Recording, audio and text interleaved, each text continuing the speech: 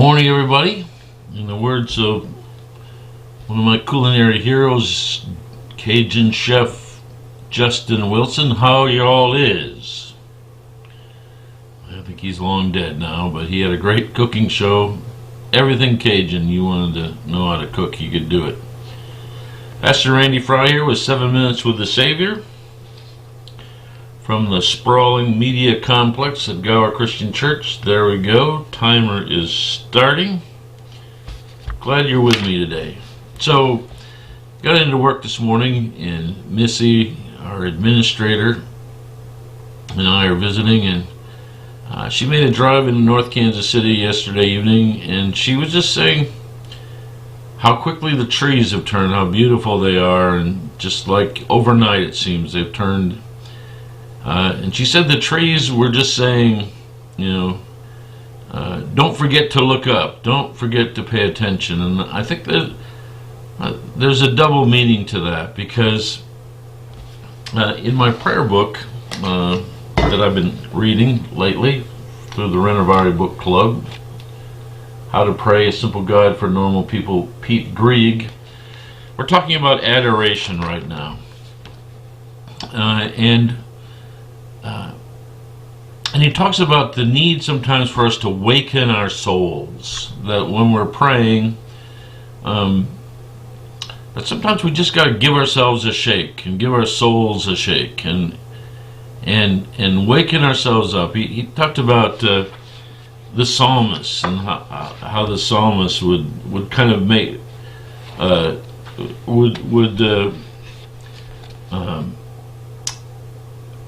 shake themselves up with a sacrifice of praise. For example, Psalm 5, a prayer for the start of a new day. In the morning, Lord, you hear my voice. In the morning, I lay my request before you and wait expectantly. That there's a sense that the psalmist in the morning just shakes his soul alive to give God adoration and praise, and I love that. And there's Greek talks about different ways that we can awaken our soul to remember to look up. Having a place of prayer is one of those things, and for me, one great place of prayer is nature.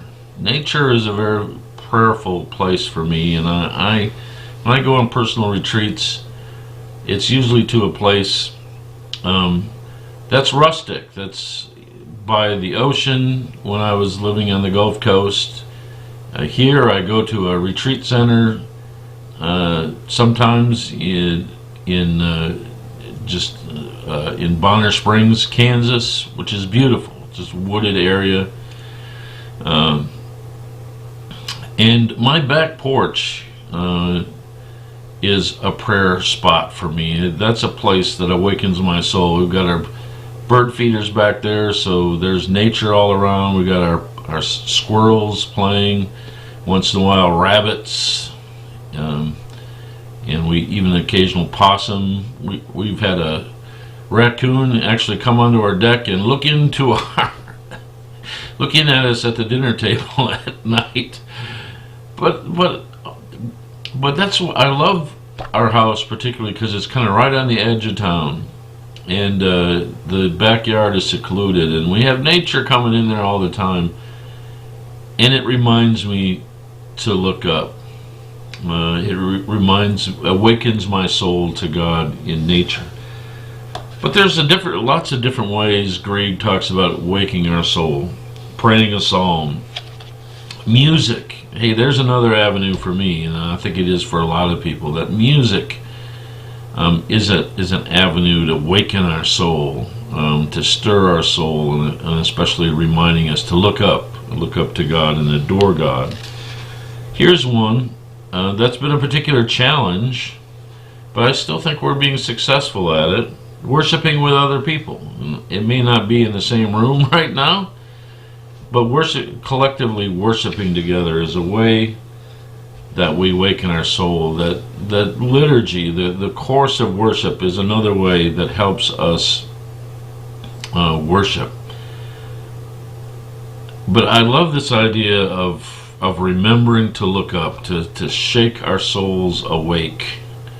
And I think that's part of what Jesus is talking about. When Jesus talks about us experiencing life to the full, Jesus came so that we might have life and have it abundantly, to have it joyfully. He's talking about having a soul that's awake to God's presence in the world, and having a soul that's awake to what God is doing in God's presence in the things that are happening in life, and that we get through even the rough things in life if our soul is awake, adoring God for His presence and care. So that's my reflection for today. Don't forget to look up. I think that's a great thing, and thank you, Missy Wilmus, for that inspiring notion this morning. Ministry-wise, our usual stuff: Bible study on Zoom, another session this morning at 10:30. I'm going to continue doing 7 Minutes with the Savior twice a week. Worship this Sunday at 10:30. Join us in person in the Fellowship Center, or online through Facebook or YouTube, the platforms we use for this also. Big event coming up on Sunday is Fall Youth Ministry is going to resume. We are going to be meeting in person in the open air at the city park. It looks like the weather is going to be spectacular for that, so grateful for that. It's a pizza party, and we're going to introduce what we're going to be doing this fall. Some of it will be virtual. We're hoping that we can ramp in some in-person ministry together too, because we enjoy being together. So please mark it. This will be for third graders through high school, the whole set of groups that we work with on Sunday evenings. 5:30 at the city park. Food will be provided, and hope that you can make it. And we'll again be introducing what we're planning to do this fall, and I just hope that you can make it.